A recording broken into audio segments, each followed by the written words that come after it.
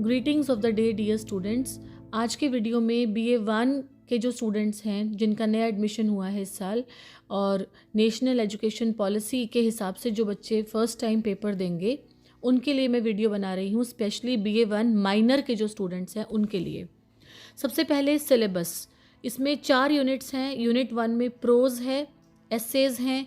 अब्दुल कलाम का एसे है पहला, दूसरा टोस्टेड इंग्लिश RK नारायण, तीसरा शेद्री हिल्स सुधा मूर्ति का, चौथा my greatest Olympic prize Jesse Owens. Second unit आपका पोइट्री का है, 4 पोएम्स हैं। पहला विलियम शेक्सपियर की क्वालिटी ऑफ मर्सी, दूसरा वुमेन वर्क, तीसरा say not the struggle nought availeth and fourth success is counted sweetest. Unit 3 और यूनिट 4 आपकी ग्रामर यूनिट्स हैं। यूनिट 3 में articles, prepositions, types of sentences and transformation and synthesis of sentences, ये 4 आपके topics हैं। Unit 4 में phrasal verbs, Concord, determiners और commonly confused words, ये 4 टॉपिक्स हैं। Now the important questions. सबसे पहले शॉर्ट आंसर टाइप क्वेश्चन जो मुझे लग रहा है पेपर में पूछे जाएंगे। शॉर्ट आंसर फ्रॉम यूनिट 1, पहले चैप्टर में से पहला चैप्टर है आपका education provides a solid foundation, written by Abdul Kalam. इसमें से आपके मैं 3 ही क्वेश्चन बता रही हूँ important. First, why did Kalam apply to join the engineering course at MIT, Madras Institute of Technology MIT। Second, how did Kalam overcome the obstacle of admission fee at MIT? Describe Kalam's most cherished memory from his college days. ये आपके 3 questions हैं जो आपको करने हैं। इसमें से एक क्वेश्चन छोटा सा कई बार पूछा जा सकता है, What obstacles did Kalam face while trying to obtain admission into MIT? इसमें 2 हैं बेटा, ये एक तो ऑब्स्टेकल कौन से आए और दूसरा इसने ओवरकम कैसे किया। दोनों क्वेश्चंस इंपॉर्टेंट हैं। Now come to chapter 2, toasted English. First very important question, बहुत इंपॉर्टेंट है, what does Narayan mean by toasted English. Second, what does Narayan suggest about the future of English in India. And third, what is Narayan's attitude towards the Indianization of English? 3 he question बताए हैं। Then chapter 3, in Sheadri Hills, a lesson in humility by Sudha Murthy. First important question, what experiences lead the narrator to learn a lesson in humility? Second, how does the author describe the lives of people living in Sheadri Hills? और एक और question छोटा सा, role of Thandappa in shaping the narrator's understanding of humility. ये 3 questions important है इस chapter में से। Now the 4th chapter, my greatest Olympic prize by Jesse Owens. First very important question, what was Jesse Owens reaction to Luz Long's behaviour. Second, what event does Jesse Owens consider his greatest Olympic achievement? And third, what broader message does Jesse Owens convey through his story about Luz Long? ये तीनों questions important थे। Now come to the unit 2, that is poetry. Poetry में आपकी पहली poem है The Quality of Mercy by Shakespeare. First important question from this poem, what does the phrase the quality of mercy mean? Second, why does Portia say mercy is twice blessed? Third, what is the main message of Portia's speech? And थोड़ा सा ये भी कर जाना, how does Portia contrast mercy with the power of kings? Poem 2, woman work. Woman work में से पहला question, how does Maya Angelou portray the woman's emotional state in the poem? Second, what role does repetition play in the poem? Third question, what does the poem suggest about woman's relationship with her work?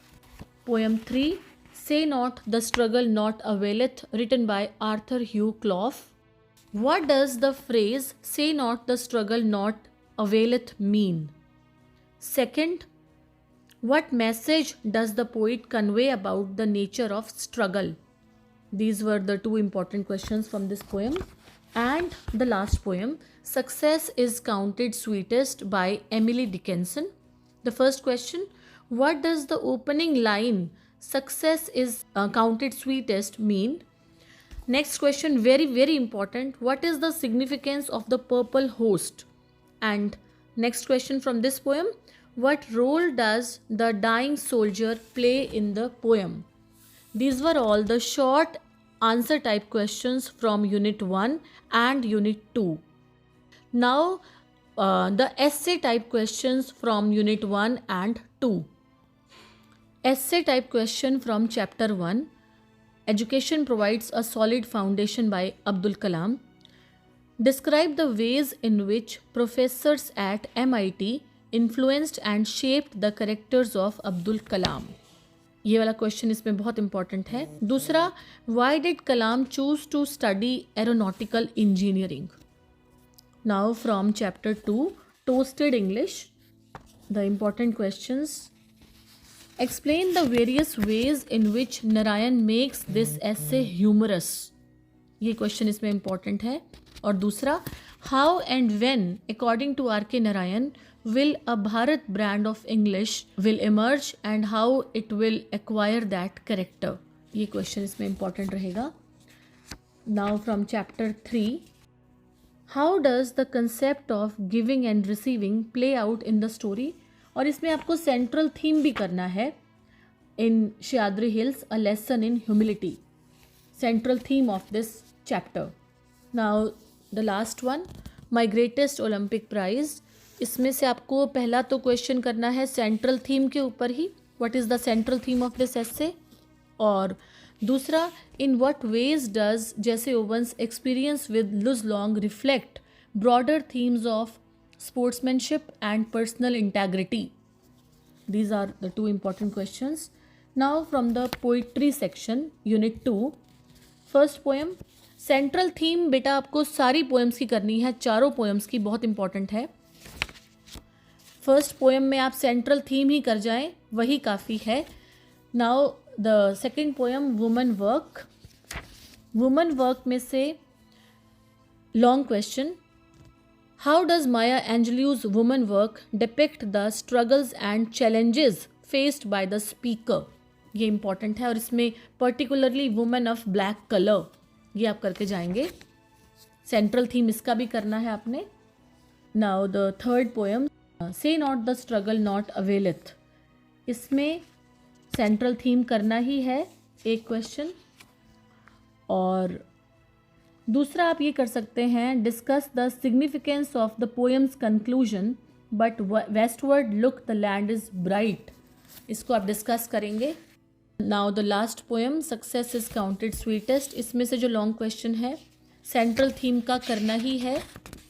और दूसरा, explain the paradox presented in the poem success is counted sweetest and the role of imagery.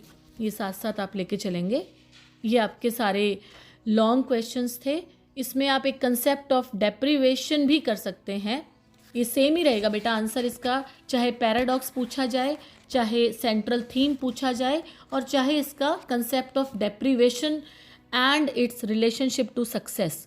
तीनों का answer इसका लगभग same रहेगा, तो घबराने की ज़रूरत नहीं है, सेम आंसर ही रहेंगे. और एक चीज़ और, आप चारों पोएम्स की सेंट्रल थीम करके जाइए.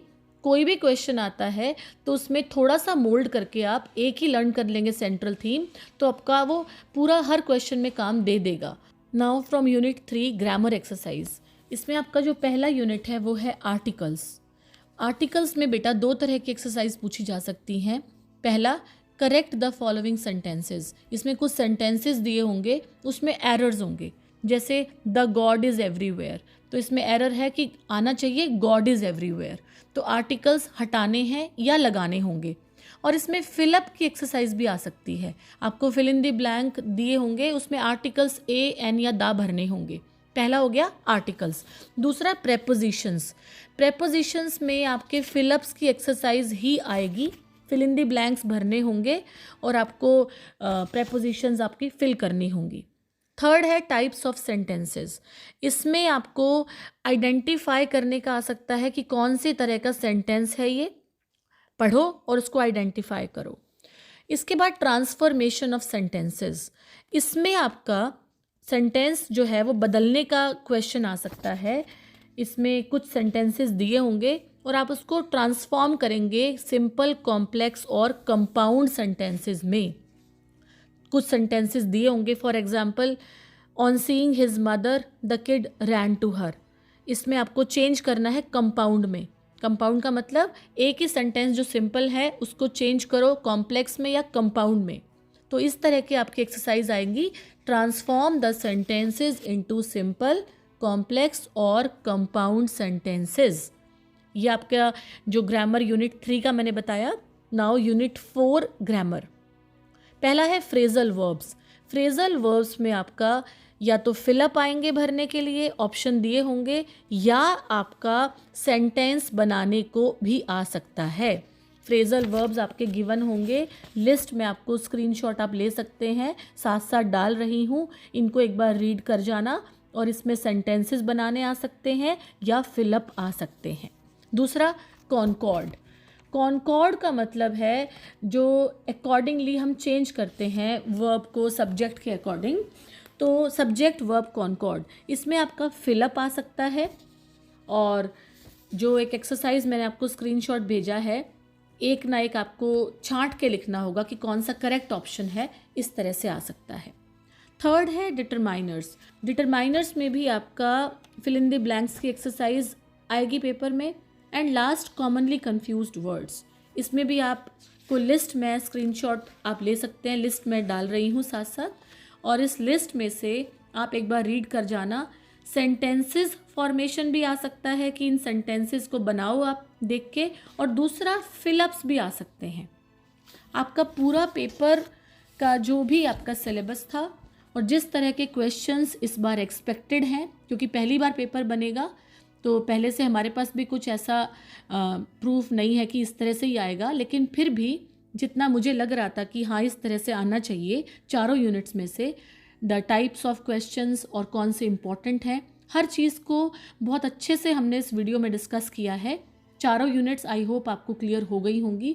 और फिर भी किसी बच्चे को कोई कन्फ्यूजन रहता है अभी भी, तो मुझे कॉल कर सकता है। हर बच्चे के पास मोस्टली मेरा नंबर है। और सिलेबस के रिगार्डिंग कुछ समझ में भी नहीं आया तो बहुत सारी पोएम्स की वीडियो मैंने बना रखे हैं माइनर के, और किसी और बच्चे को कन्फ्यूजन है कि ये चीज़ समझनी है आपसे, तो ही और she can call me any time. Best of luck for your exams. बेटा अच्छे से प्रिपेयर करो, घबराना नहीं है और बहुत अच्छा पेपर आपका होगा। All the best. Thank you and have a nice day.